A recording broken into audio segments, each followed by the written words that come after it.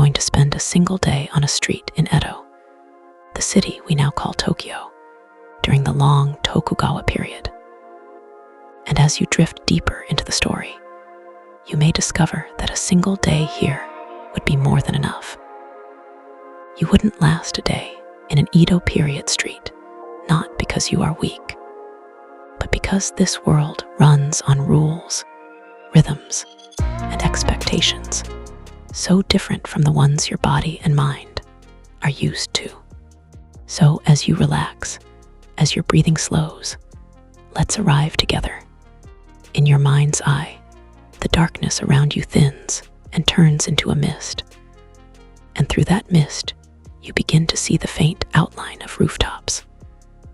They are low and long, their lines simple, their materials humble, wooden beams, clay tiles, thatch, and plaster. There is no glass glittering in the walls, no bright neons spilling into the street, no high towers of steel. You hear the faint creak of wood, the soft hush of wind slipping around the corners of houses.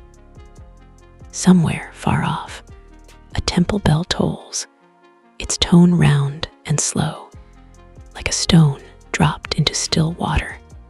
This is Edo. The Edo period stretches for centuries, from the early 1600s to the middle of the 1800s. For much of that time, Edo is one of the largest cities in the world, a place of crowded neighborhoods, ordered routines, careful regulations, and intense, everyday effort. But here, where you are standing now, it is just one street. The street is not wide. It is not lined with great monuments or grand palaces. It runs between rows of two-story wooden buildings, with narrow fronts facing the road and longer rooms stretching back beyond what you can see. Many of these buildings are shops on the ground floor, with living spaces above or behind. Some are workshops. Some house small eating places or tea houses. There is packed earth beneath your feet instead of asphalt. The ground is uneven, worn by years of footsteps, cartwheels, and rain. In some places, it turns to mud in the rainy season, or to hard dust in the dry. Stone is precious. Paving is rare. The street feels alive and informal, shaped by many hands over many years.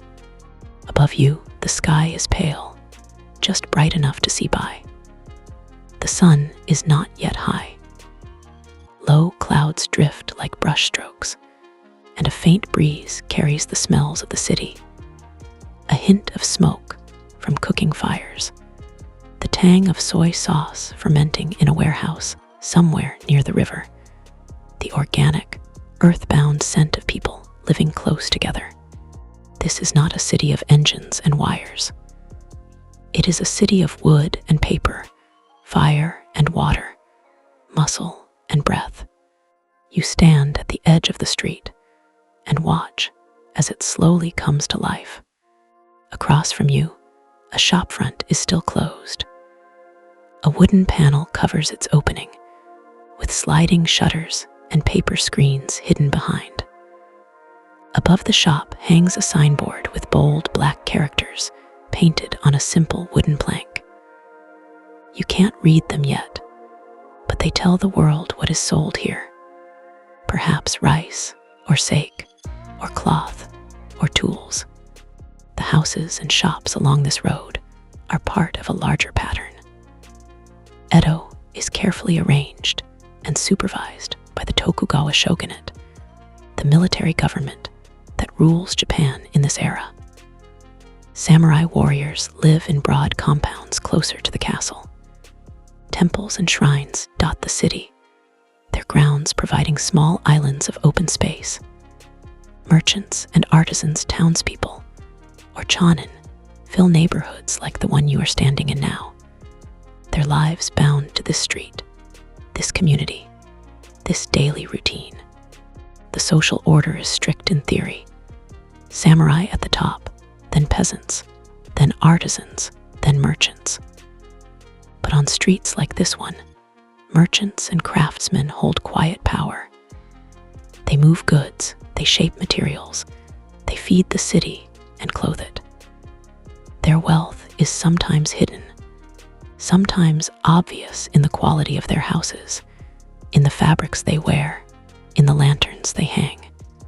You, a visitor from another time, do not belong to any of these categories. You are a ghost drifting through their world. But if you tried to truly live here, to truly step into the role of an Edo townsperson, you would feel every thread of this invisible net. The expectations, the rules, the obligations. You would feel it from the moment you woke, long before the sun rose high. For now, though, you remain a quiet observer, your modern body resting in the present, while your imagination walks here, softly and slowly. Listen. In the distance, you hear the last echoes of a night watchman's clappers. Wooden blocks click together as he makes his final rounds. Somewhere, shutters slide open. Somewhere, a door thumps gently against its frame. A child coughs sleepily. A dog barks once and then settles. Edo is waking up, and your day on this street is about to begin. The day in Edo starts earlier than you might expect. For people who live behind these wooden walls, there are no glowing alarm clocks on bedside tables, no phones buzzing on pillows. Time is measured by the sky, by the sound of bells, by the routines of temples and of city officials. In the deepest darkness of night, the city belongs to watchmen, and to those who must travel under special permission. But by the time the sky has turned from black to a soft gray, the earliest risers are already at work. Imagine yourself in one of the narrow houses that line this street. You are lying on a futon laid directly on tatami mats. The tatami smell faintly of straw and of years of careful cleaning. Your bedding is simple, a cotton or hemp blanket, perhaps a quilted cover if the season is cold. There is no plush mattress beneath you, no springs, no thick pile of pillows. Your neck rests on a small pillow, maybe even a wooden headrest, padded just enough to be comfortable. Just before dawn, the air in the room is cool. In winter, it might be sharply cold, your breath faintly visible as a mist when you exhale. The walls are thin, wooden frames covered with paper, sliding doors that do not seal out the outside world. You hear the street more clearly than you would through the thick insulation of a modern building. Someone in the household stirs.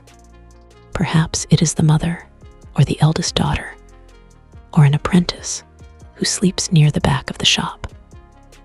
They rise quietly so as not to wake the others too abruptly. The futons will be folded later. For now, the first priority is fire.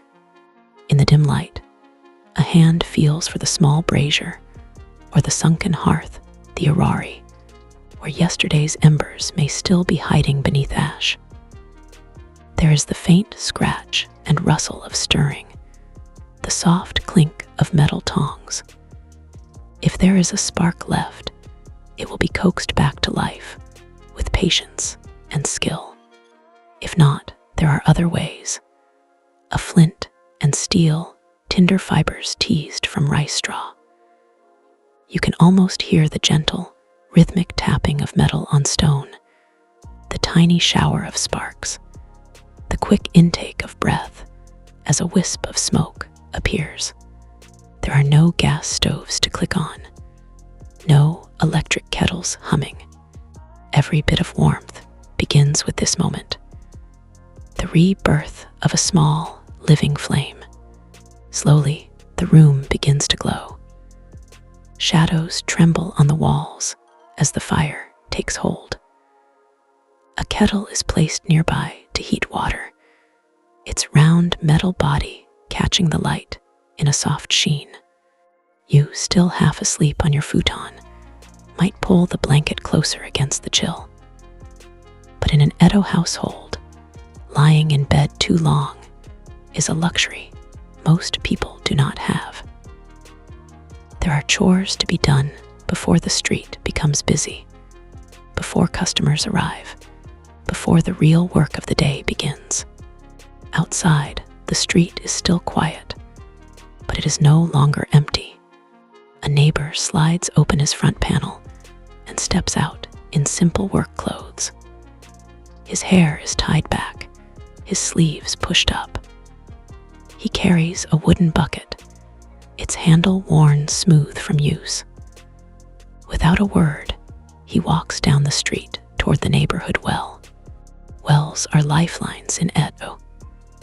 There is no tap to turn, no invisible network of pipes. Water must be drawn by hand, with ropes and buckets, and carried back to each home. At the well, the man joins two other early risers. They nod to one another, perhaps exchange a few quiet words about the weather, about yesterday's news, about the price of rice. Then each lowers a bucket into the darkness, listening for the hollow splash as it hits the surface. The rope is rough in their hands. They pull hand over hand, feeling the weight of the water rise. The bucket emerges dripping, its wooden staves darkened with wet.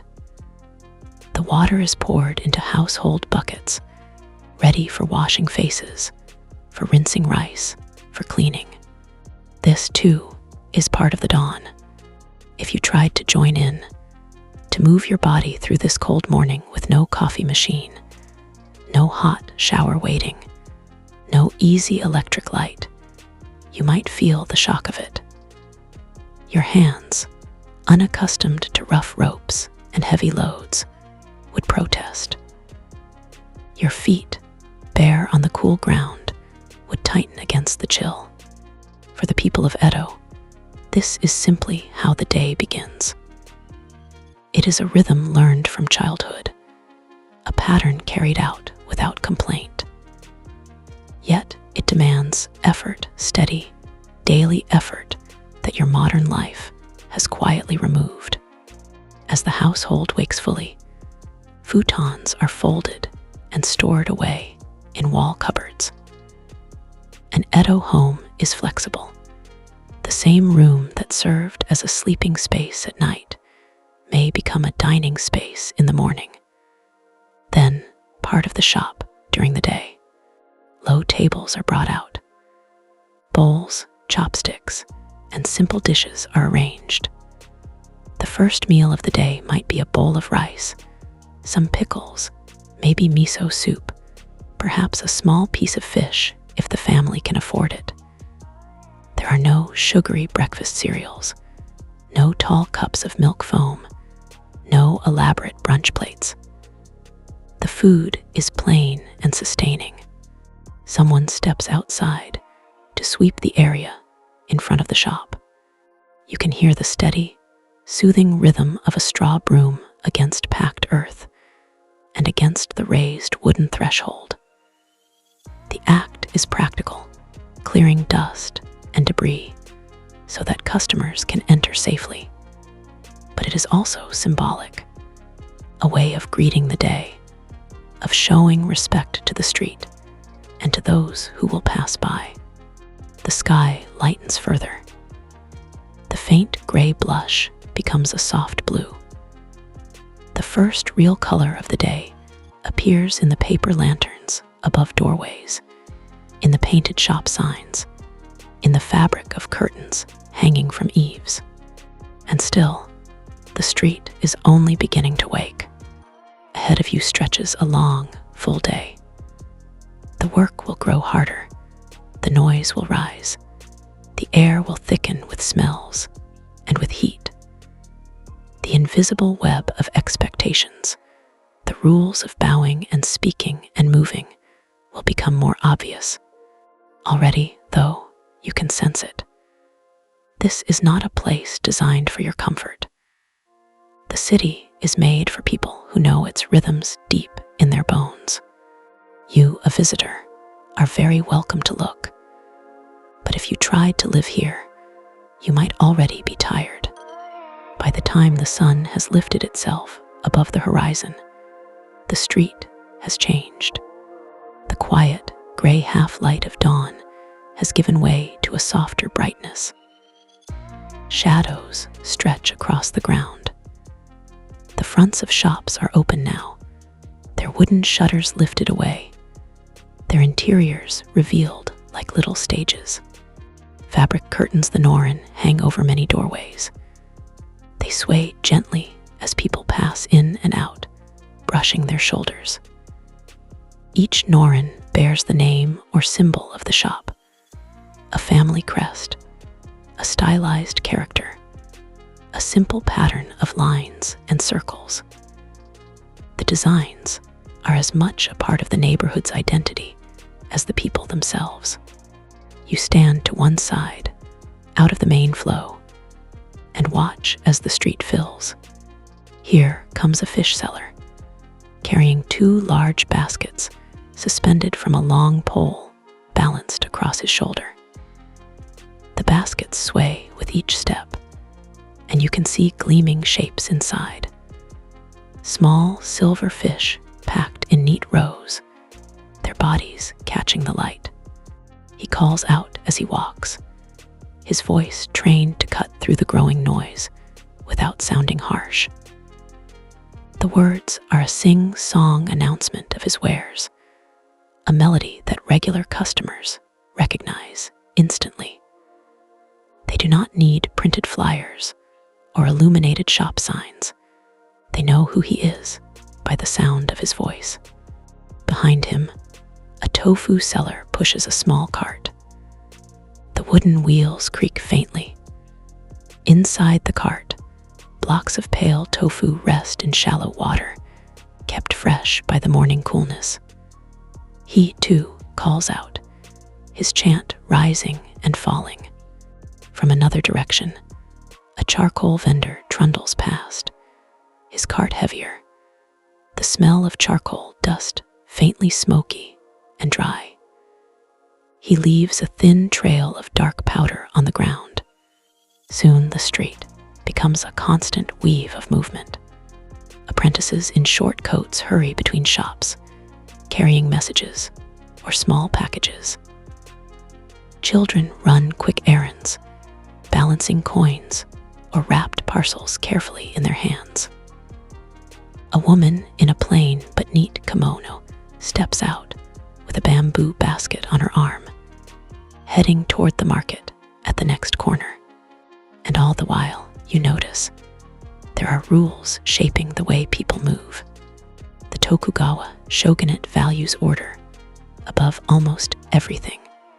It is a government deeply concerned with stability, with keeping society in carefully defined layers and channels. Edo, as the shogun's city, reflects that concern in its layout, its regulations, and even in the way people walk down the street. The city is divided into districts and neighborhoods that each have their own responsibilities. Checkpoints control movement at certain bridges and entrances. Fire prevention rules dictate how buildings are constructed, how many roofs can touch, how much open space is required around key structures. Even clothing is regulated by sumptuary laws that attempt to keep each class dressed within its station. Merchants, who often accumulate more wealth than their social rank would suggest, are technically expected to dress modestly, to avoid flaunting luxury fabrics reserved for higher classes. On this street, these rules are not shouted. They are simply felt. You can see it in the way people bow to one another, more deeply to someone older or of higher status, more lightly to a neighbor or a supplier. You can hear it in the language they use, the polite forms woven into greetings and thanks. There are no casual waves across the street, no shouted nicknames, no relaxed slouching in doorways. Even in a familiar neighborhood, there is a layer of formality that you may find strangely tiring. Imagine for a moment that you must always remember exactly how low to bow to each person you meet. Imagine that you must always hold your body in a proper way, your shoulders back, but not too broad, your hands neatly at your sides or tucked into your sleeves.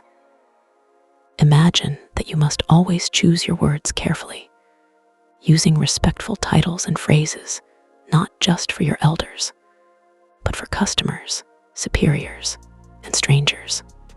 For the people of Edo, this is as natural as breathing.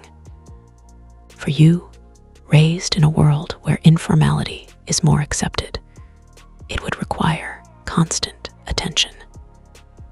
Even before your muscles begin to tire from the physical demands of the day, your mind would be quietly exhausted from keeping track of all these social details. Inside one of the shops, a small bell rings as the first customer of the day arrives. It is a dry goods store, its shelves lined with folded fabrics, paper packets, ceramic jars. The shopkeeper, dressed neatly, steps forward with a practiced bow. His apprentice stands a respectful distance behind, ready to fetch items or record transactions. The conversation is soft, almost ritualized. Greetings are exchanged. The customer explains what she needs, perhaps a length of cotton cloth or a new pair of straw sandals. The shopkeeper asks gentle questions to clarify the request. They talk of price in subdued tones. Coins change hands, their metallic clink softened by the presence of paper and cloth. The purchase is wrapped carefully, tied with cord, presented with both hands. There is no rush. There are no beeping scanners or printed receipts. Every transaction is a small performance of trust and respect.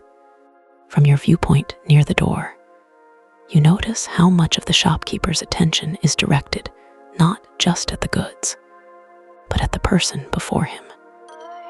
He must read subtle cues, judge how to address each customer, balance the need for profit with the need to preserve reputation. If he should misjudge, it will not be forgotten quickly. In a city where word travels by foot and by voice, reputation is fragile. In your world, many exchanges have become anonymous and quick. Here, each one is personal and deliberate.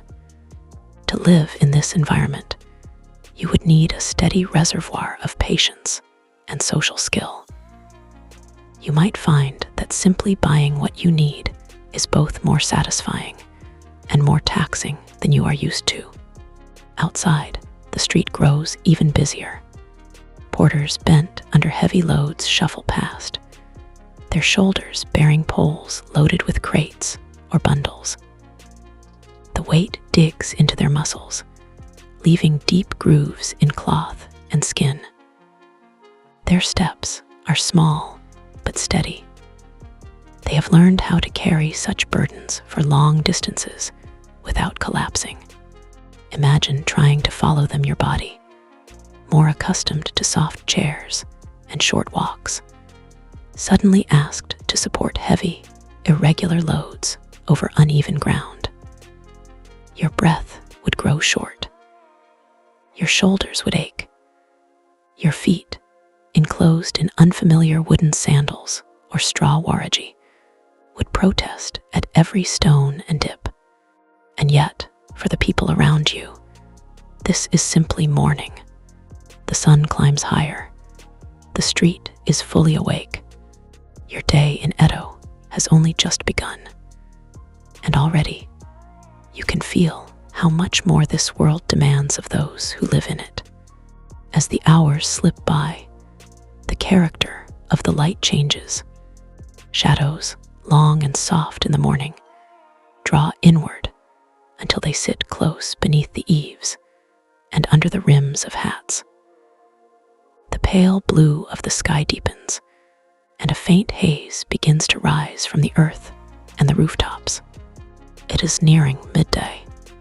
On this Edo street, there is no quiet lunchtime lull behind closed glass doors and air-conditioned walls. The day continues to move, to hum, to press forward. The workshops are in full swing. Step in your imagination through the open frontage of a carpenter's shop. Inside, the air smells of fresh wood shavings and of the faint oil used to protect tools. Light filters in through the front, and perhaps a small opening at the back, revealing the subtle patterns in the grain of boards and beams. The carpenter and his apprentices work on the floor, not at tall workbenches. They kneel or sit, their bodies folded easily into positions that might make your knees ache. Their tools are simple but precise. Saws with fine teeth, planes that curl shavings away from the wood in long, paper-thin strips, chisels tapped with wooden mallets. There is no electric hum, no whir of power tools, only the steady, almost meditative rhythm of hand and tool and material. SHH, SHH, SHH goes the plane, its blade singing softly as it moves. Tock, tock, tock goes the mallet, tapping a join into place. The carpenter's hands are strong but careful. He has been doing this work for years, practicing the same movements day after day. His apprentices learn by watching and by doing, not from written manuals or video tutorials. Their bodies memorize the correct angles, the proper pressure, the subtle feel of a straight edge. If you joined them, even for an hour, your back might protest at the posture. Your fingers, unaccustomed to such precise strength, might fumble with the tools. Your attention, used to dividing itself between many screens and signals, might find it difficult to stay quietly focused on a single length of wood. For them, this focus is simply life. Next door, you might find a comb maker's workshop. Here, the air is quieter still. The craftsman sits before a low table, a block of fine wood in front of him. With minute care, he cuts the slender teeth of a comb, one by one, each spacing measured by eye and feel. His tools are small saws and knives, whetstones, and polishing cloths. The work requires patience and steady hands. A single slip could ruin hours of labor. Near him, a pot of oil or wax waits, ready to be rubbed into the finished comb to bring out its sheen. The finished pieces are small, but they carry within them the weight of many practiced movements. Further along the street, a dyer's yard sends up plumes of faintly scented steam. Cloth is dipped into vats of color, indigo, brown, soft gray, stirred with long poles, then lifted out to drip and dry. The colors are rich, but controlled. Laws restrict the wearing of certain bright hues to particular classes. You can see, in all of this, how much of Edo's beauty is created by hand, at human scale. There are no assembly lines, no automated looms, no fluorescent lights shining down on endless rows of machines. There is only the slow, deliberate dance of human beings and their tools. This kind of world asks much more of each body. It asks people to squat and kneel, to lift and carry, to walk and balance. It asks them to endure heat and cold without the buffer of climate control. It asks them to lean close to their work for hours, trusting their eyes, their fingers, their sense of weight and resistance. You who live in a world of chairs and keyboards and buttons and screens might find that your muscles are not ready for this. Your lower back might ache from sitting on the floor. Your legs might tingle and complain. Your hands might grow sore from gripping tools instead of smooth plastic. And yet, for Edo's craftspeople, this is how value is created.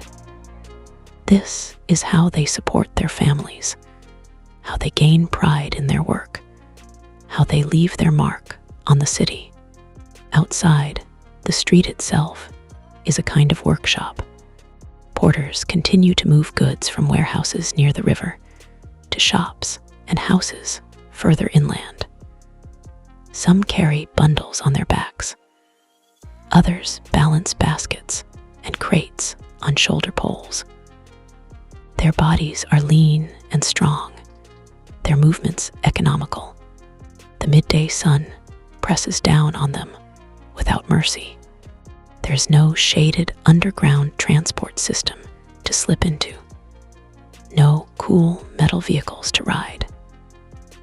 A hat of woven straw, a damp cloth at the nape of the neck, a brief pause in the shadow of an overhanging roof. These are their tools for dealing with the heat. You can see sweat darkening the cloth of their jackets, glistening on their forearms. Their chests rise and fall more quickly as they climb slight inclines or step over uneven patches of road. But they do not stop for long. Their livelihoods depend on the number of loads they can deliver. Near a small open space, a cluster of food stalls does brisk business. One sells grilled fish on skewers. The cook tends a low grill, flipping the fish at just the right moment, the smoke rising in fragrant spirals. Another stall offers noodles in a savory broth. Steam rises from the pots, carrying the comforting scents of soy sauce and dashi. Customers perch on low stools or simply stand and eat, chatting quietly. They have no hour-long lunch breaks, but they do have this simple, hot food that fits into the flow of the working day. The portions are modest but satisfying. A bowl of noodles, a skewer of fish, some pickles on the side. No towering sandwiches, no oversized cups of sweetened drinks. Just enough to carry the body through the next stretch of work. You might find this simplicity soothing. And yet, you might also feel that your energy is being used in different ways than you are used to. In your own life, much of your physical energy may go into exercise done for its own sake, or into occasional bursts of activity. In Edo, nearly every movement of the day contributes directly to survival and to community life. By the time the sun begins its slow slide downward, the people on this street have already poured hours of labor into their crafts and into the circulation of goods.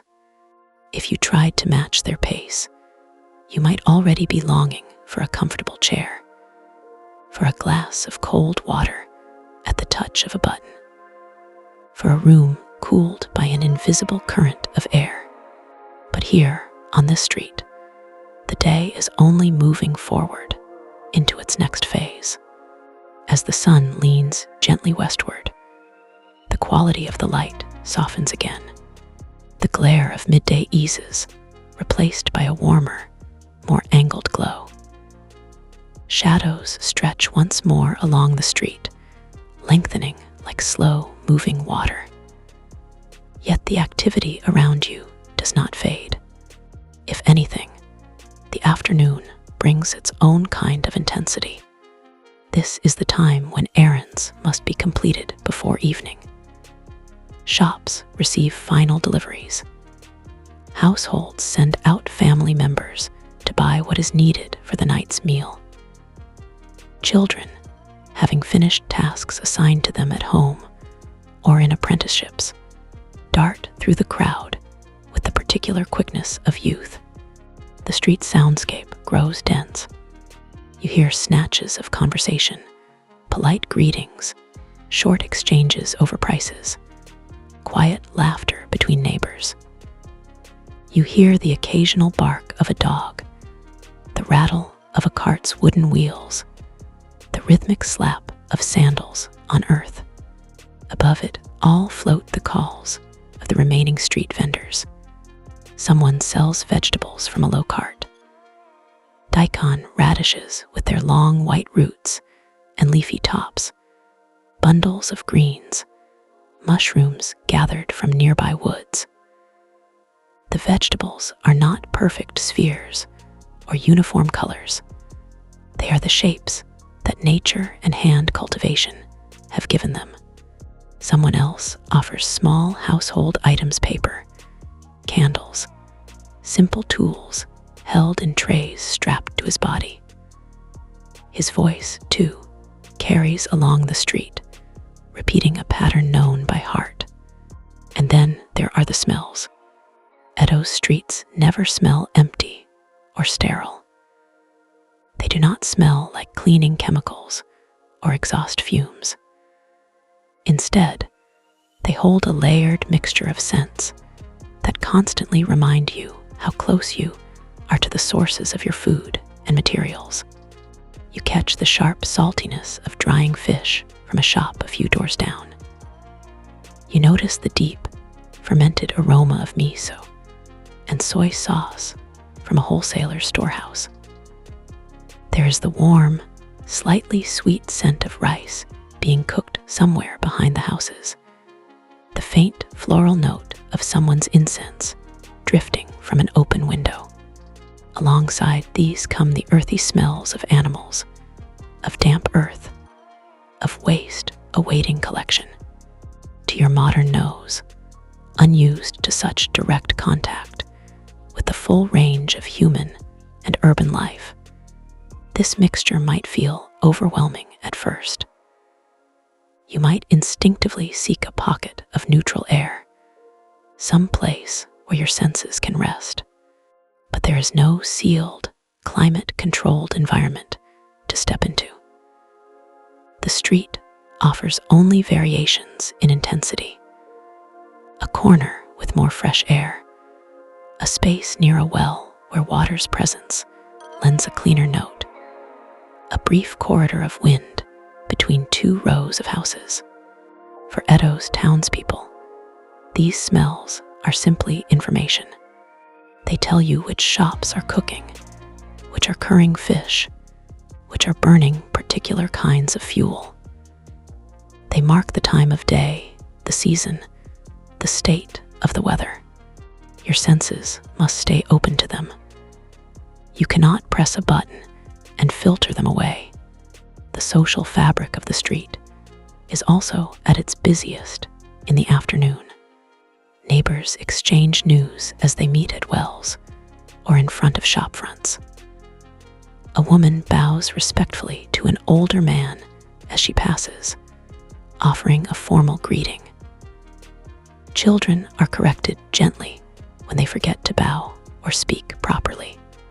Behind this everyday politeness lies a system of mutual responsibility. In Edo, by this point in the day, your modern mind, still processing the physical labor and the sensory overload, would be carrying an additional weight.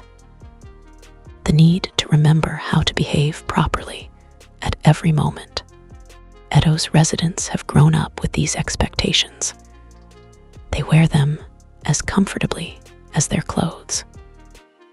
You, newly dropped into this world, are still learning to stand and to walk. The afternoon moves on. Some shops begin to close their shutters partway, signaling that they are winding down business.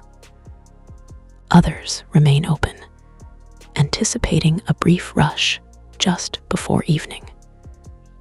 Deliveries that have not yet arrived are awaited anxiously. The preparation of the night's meal depends on them. The sky above the street shifts toward a softer gold. Your day in Edo is half over. Your energy, perhaps, feels more than half spent. And yet, the most atmospheric part of the day is still to come. There is a moment, as the sun moves toward the horizon, when the city seems to hold its breath. The air cools slightly.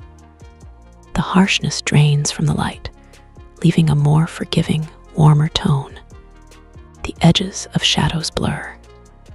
The street, which has been a place of business and hurried errands, is about to transform. One by one, small lights appear.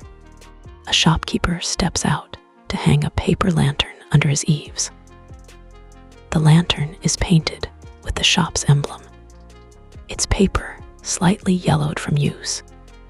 Its frame of thin bamboo, casting delicate ribs of shadow when it is lit.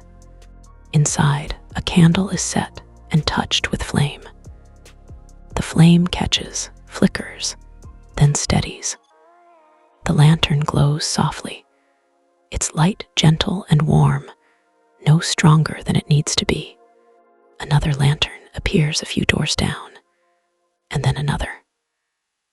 Along the street, doorways and signboards bloom with these small islands of light, turning the road into a soft ribbon of gold in the deepening blue of dusk. There is no sudden flick of a switch to banish the dark. Night comes gradually, and light responds in kind. Inside the houses, preparations for the evening meal are in full progress.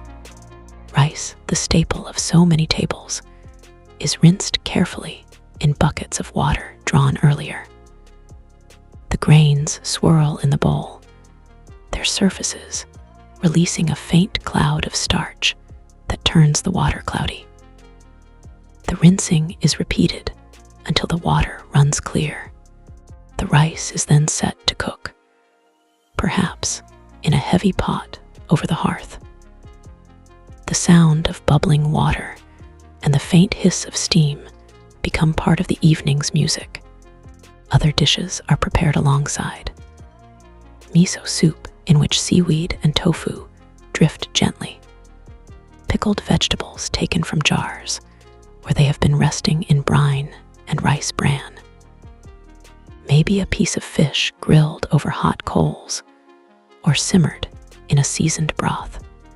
The smells that drift out into the street are richer now, more comforting. You only visiting might find your stomach responding to these scents, even if you have eaten already in your own time and place. There is something timeless about the aroma of rice cooking, of soup gently simmering, of food prepared with care at the end of a long day. Families gather around low tables. Futons, which once covered the floor as beds, are now neatly stowed away. The same space serves as a dining area. People sit on cushions, their legs folded beneath them or to one side. The bowls and plates are arranged with a sense of balance and modest beauty. A little of this, a little of that, each portion measured. There are no glowing screens at the edges of their vision, no news channels murmuring in the background, no pings of incoming messages. Conversation, if there is any, is about the day's events, about small worries and small joys. Children are gently corrected if they sit improperly or hold their chopsticks clumsily. Elders are served first. Gratitude is expressed for the meal before anyone begins to eat. You might feel, watching this, that you envy the simplicity. And yet, you might also notice the weight of expectation. The posture, the etiquette, the awareness of one's place in the family. After the meal, bowls are washed in water carried from the well. Leftovers are carefully stored or reused. Waste is minimized in a world where resources are precious. Outside, the street's character shifts once more. Evening is a time not only for rest, but also for small pleasures. Food stalls that cater to nighttime customers open their shutters. A man selling skewers of grilled chicken fans the coals beneath his rack, sending up fragrant smoke that glows in the lantern light. Another vendor sells sweet dumplings glazed with soy and sugar, their surfaces slightly charred, their interiors soft. People drift toward these stalls in ones and twos. A pair of apprentices share a skewer, laughing quietly as they compare the day's mishaps in their workshops. A mother buys a small treat for a child who tries to balance the thrill of sweetness with the need to eat slowly and politely. Further along the street, or perhaps a few streets away, in a livelier quarter, there are tea houses and entertainment venues. Here, the atmosphere is different, but still carefully managed. In a modest tea house, customers sit on tatami and drink tea or sake. Conversation is low but animated. Perhaps a storyteller visits, reciting tales of heroes and spirits, his voice rising and falling in well-practiced rhythms that the listeners know and love. In another part of the city, in the licensed entertainment districts, the evening grows more elaborate. Musicians play the shamisen. Singers perform songs that have been popular for years. Actors prepare for kabuki performances with bold makeup and sweeping gestures. You, however, remain on your quieter street. Even here, the echo of the city's broader entertainment culture can reach you. A snatch of music carried on the wind, a rumor of a new performance, a fragment of a song hummed by a passerby. The important thing is that evening is not simply a time of collapse. After a day of hard physical work and careful social navigation, people still find the energy to seek small pleasures, to connect with others, to enjoy food and story and music. If you had worked as they have, you might feel ready to lie down and not move at all. The idea of walking across town to a performance, of sitting on the floor for hours, of standing in a crowd might seem daunting. And yet, for them, this is part of the fullness of life. Your modern sense of entertainment often involves passively receiving images and sounds while your body rests. Here, even entertainment requires movement. Walking there and walking back, sitting upright, clapping hands, laughing in company. As night deepens, some lanterns are extinguished. Others burn lower as their candles shorten. The street begins to grow quieter, but the day is not yet over. There is still the long, fragile stretch of nighttime to pass. At last, the sky darkens fully.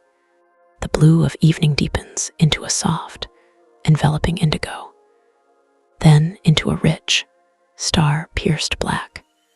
The last traces of sunset fade behind the silhouettes of rooftops. The lanterns that remain lit along the street stand out more starkly now small warm circles in a field of shadow. The voices grow fewer. Shutters slide closed over shopfronts with a muted clatter of wood on wood. Norin curtains are taken down and folded for the night. The street vendors have long since packed up their goods and wheeled their carts away to whatever spaces they call home.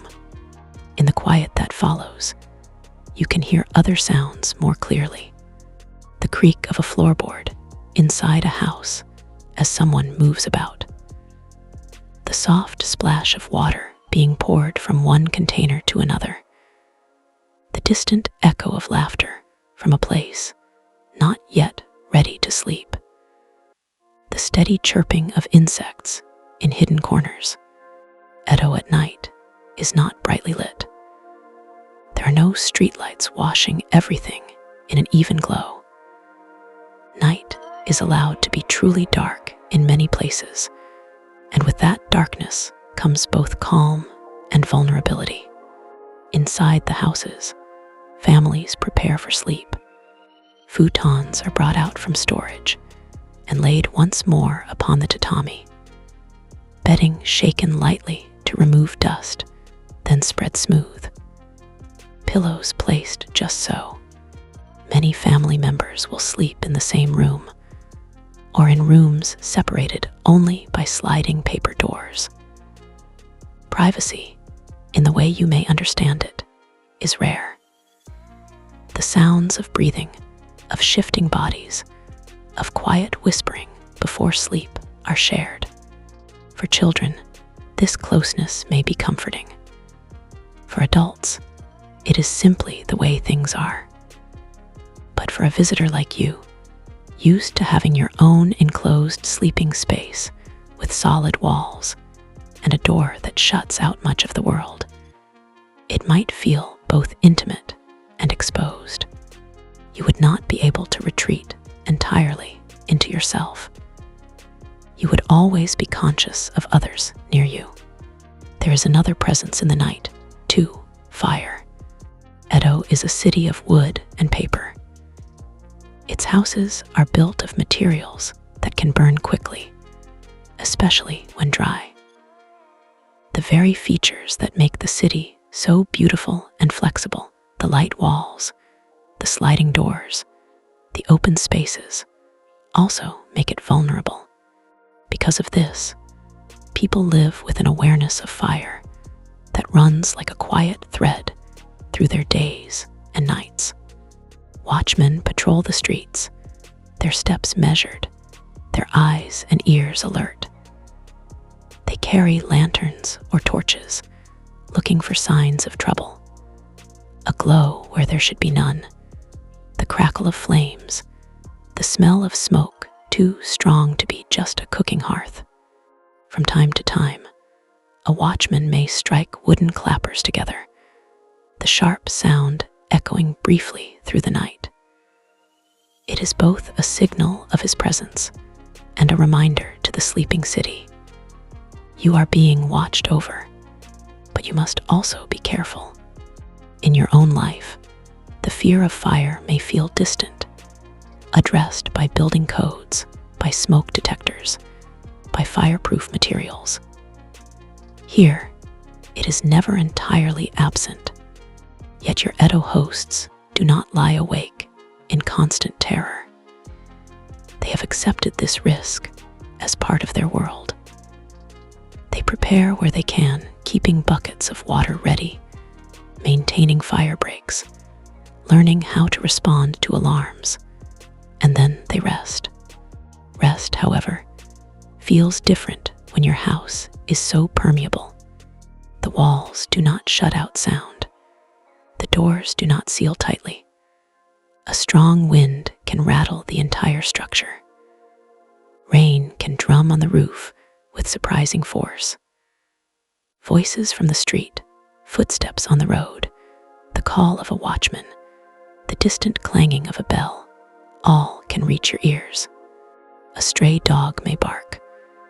A baby in a nearby house may cry. A late returning worker may shuffle past your door. If you are used to double glazed windows, to thick curtains, to the muffled stillness of modern construction, this layered soundscape might keep you hovering at the edge of sleep. For Edo's residents, it is simply the backdrop of their dreams.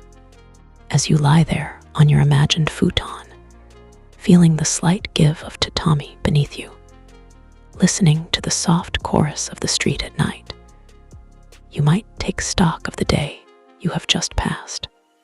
You woke before sunrise in a cool, dim room. You helped coax a reluctant fire into being.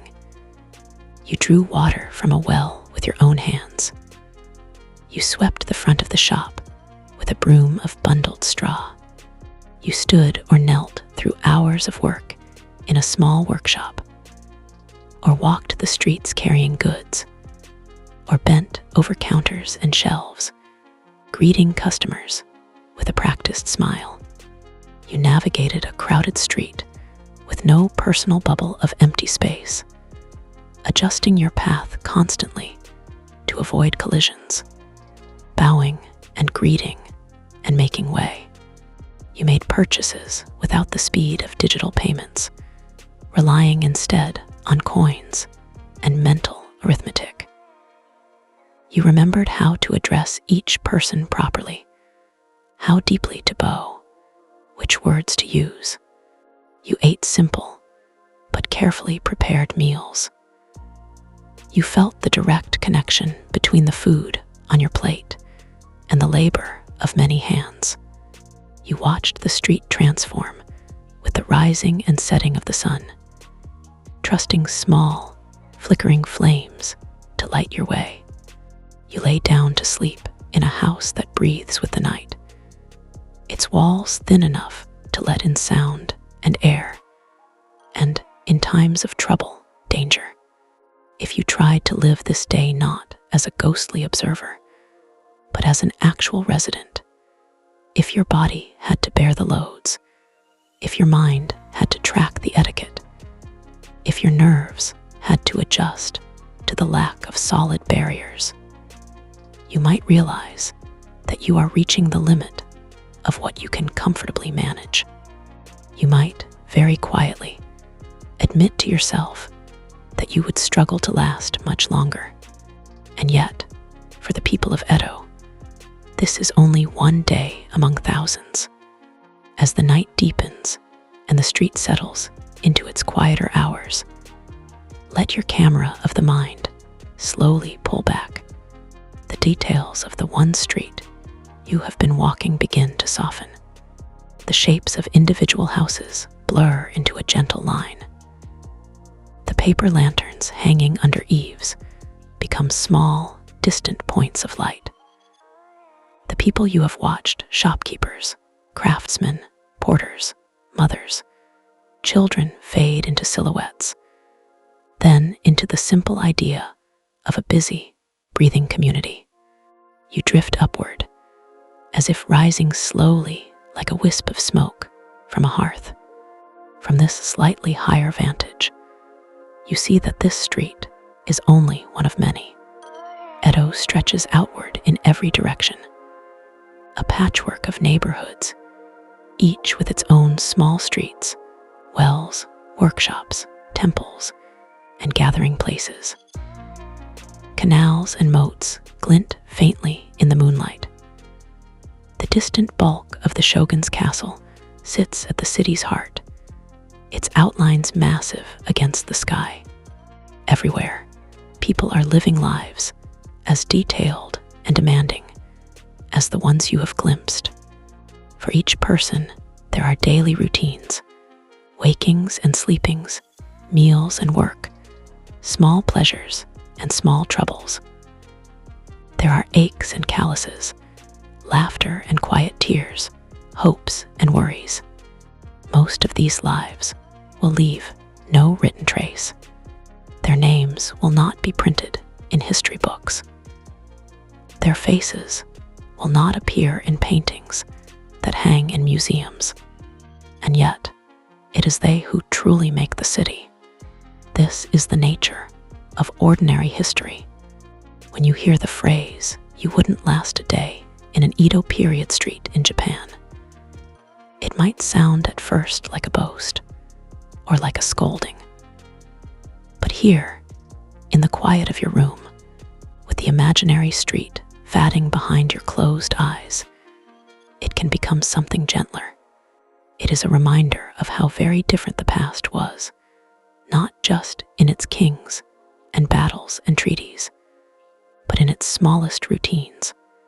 It is a reminder that the comfort you live with now, your climate-controlled spaces, your running water, your electric lights at the touch of a switch, your privacy, your soft beds and solid walls, is not the default state of human existence.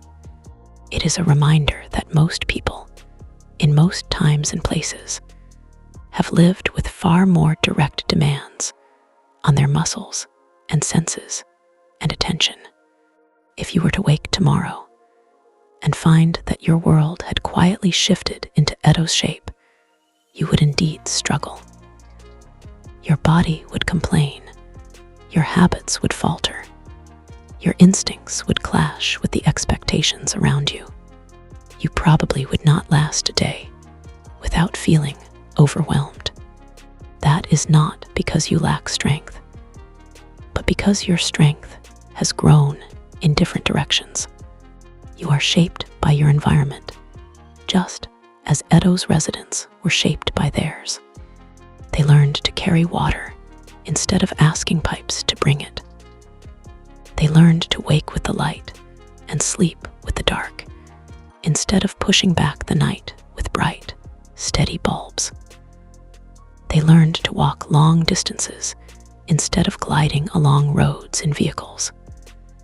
They learned to read the sky, the air, the feel of their houses, instead of checking a weather app. You have learned to juggle streams of information, to navigate digital maps, to respond to messages that travel invisible and instant. You have learned to understand cities made of glass and steel, to trust machines whose workings you cannot see. Both sets of skills are real, but only one of them will help you sweep a shopfront at dawn in Edo, or lift a bucket from a well, or fit perfectly a wooden beam into a waiting frame.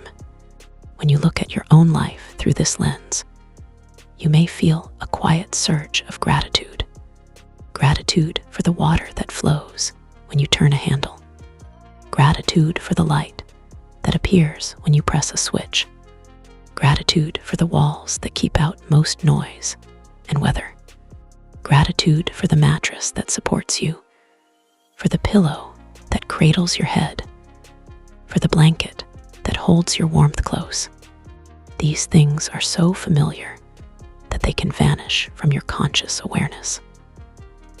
A single imagined day in Edo can bring them back into focus. At the same time, you may feel a growing respect for those who lived that other kind of life. They were not superhuman. They were simply adapted to their world as you are adapted to yours.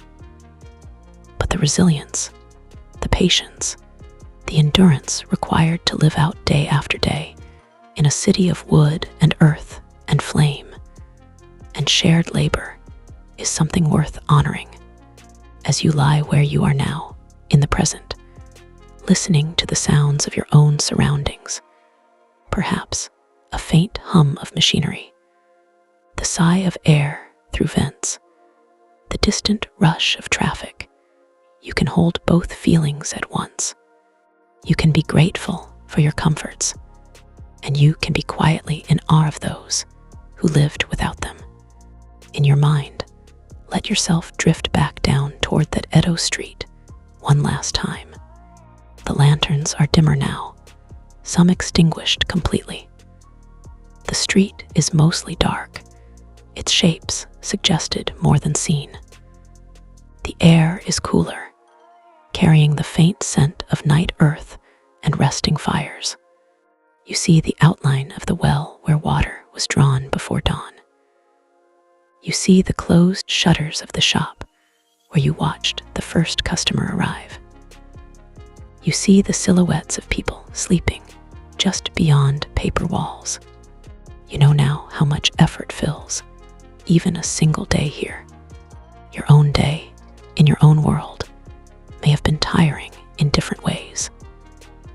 But as you compare the two, as you lay them gently side by side in your mind, you may feel a certain softness around your